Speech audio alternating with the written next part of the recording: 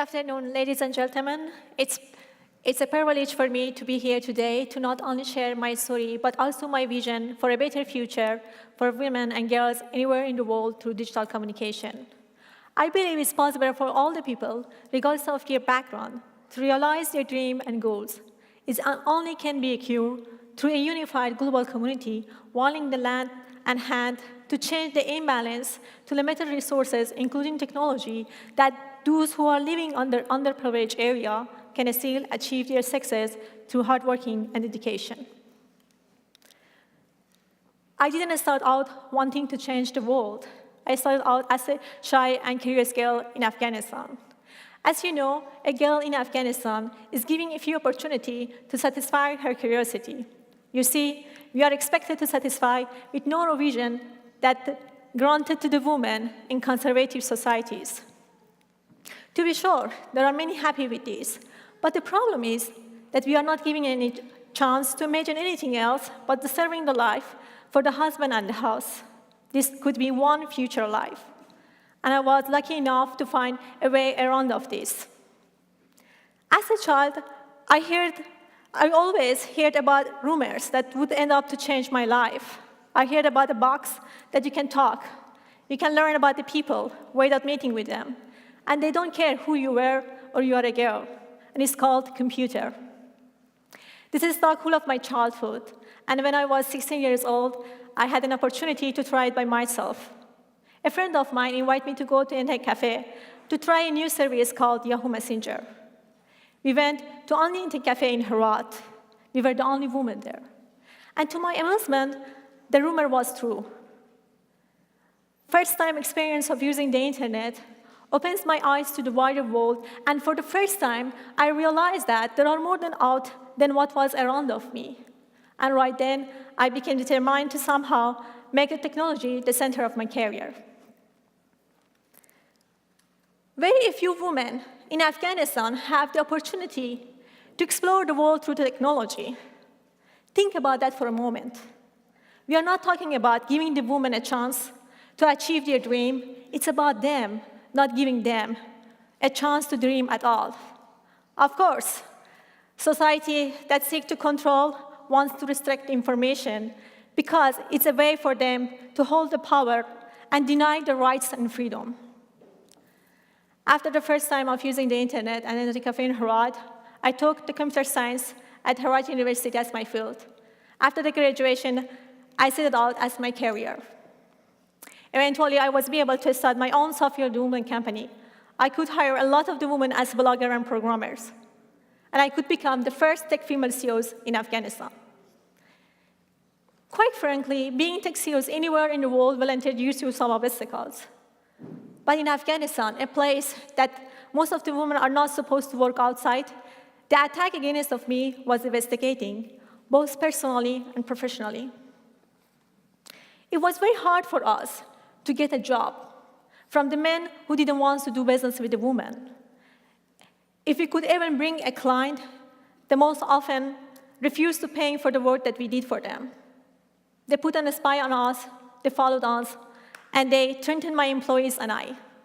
Sometimes I felt like it's too much.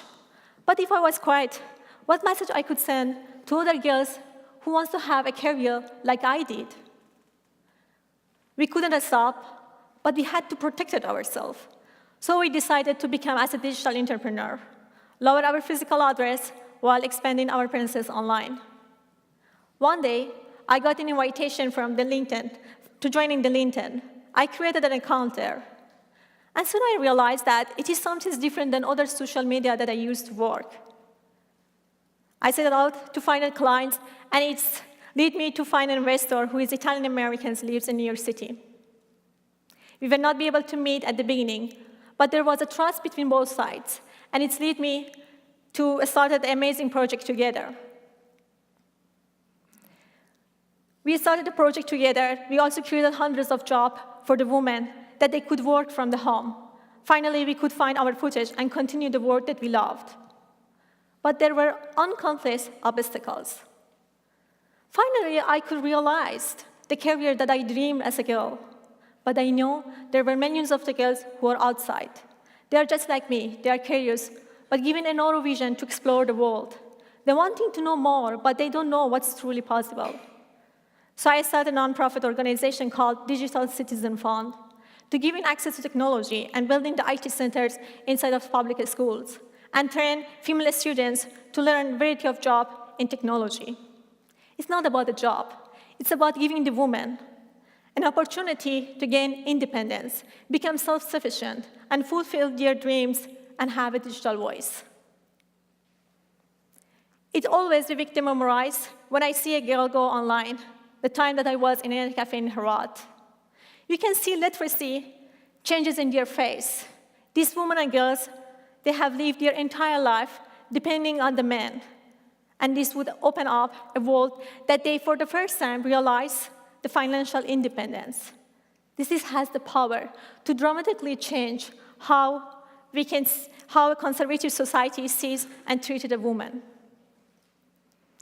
I wanted to tell you a story from one of my students that I recently visited in Herat, Parvaneh.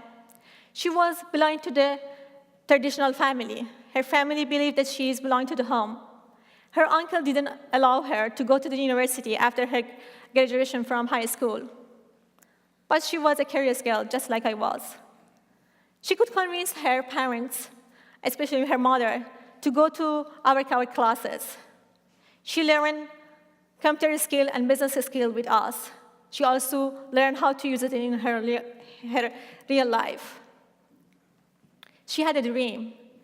She wanted to use her new skills to support her family's business in agriculture. Because of this dream, she wanted to tell her families, all of her families, that she had been taking these classes, and she has an idea to support his father's business struggle by building an app. Unfortunately, her father didn't want to listen to her because he didn't believe her skills. She was a girl. After seeing Parvaneh's struggle, her teacher could convince her father to come to our pitch room. When he saw and listened to her pitch, and he saw that how she could selected, her idea could selected among of 3 best students, among of hundreds of students, he believed in Parvaneh. He never thought that she has this capable, or she has this talent, and she can help his business like a son. He supports wholeheartedly in continuation of her education, and also he started to invest on her business idea to build an app to connect the agriculture products with market's needs. Seeing her talents, her relatives now says, we wish we had a son like a Parvaneh. Seeing how she was be able to change her entire family perception of her. No matter where they live, we needed to give girls a tools to imagine and pursue the life they want. It's so simple and so obvious, but it's far from reality in so many places. But it's unacceptable to see millions of the girls are being left behind of the world moving forward. Connectivity is something that we all take for granted, but it's absolutely necessary tools to put in our changing the world. Today, we have a program in Afghanistan and Mexico, and we want to extend it to other countries to make sure that all the women around the world have a voice in global conversation. It may seem a big problem, but solutions start small. It is a Catholics. Think about Parvaneh's story, how she came to our classes and could change her entire family perception of her.